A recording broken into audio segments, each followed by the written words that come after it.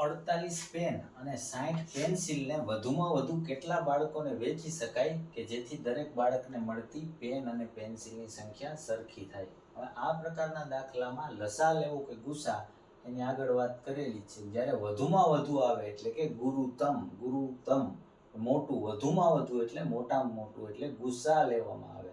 નાનામાં નાના શબ્દનો ઉપયોગ કરવામાં આવે તો લસા લેવામાં આવે.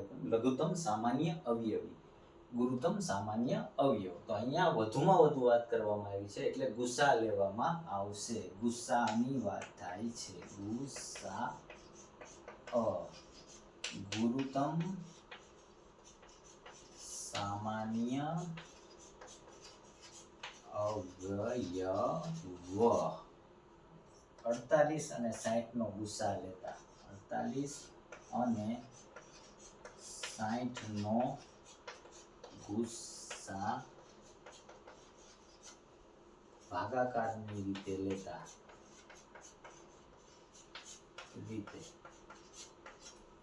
આ 48 આ 60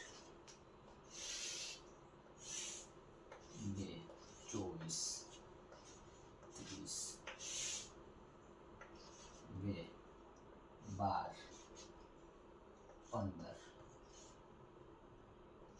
2 થી ભાગી શકાય નહીં, 3 થી ભાગી શકાય, 3 ચોક 12, 3 પંચા 15, 4 થી ભાગી શકાય, 5 થી ભાગી શકાય નહીં. તો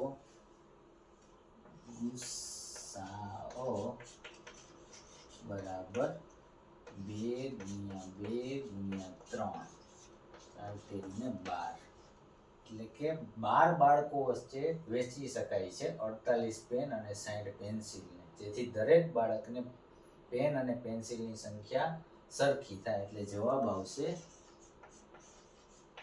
12 બાળકો.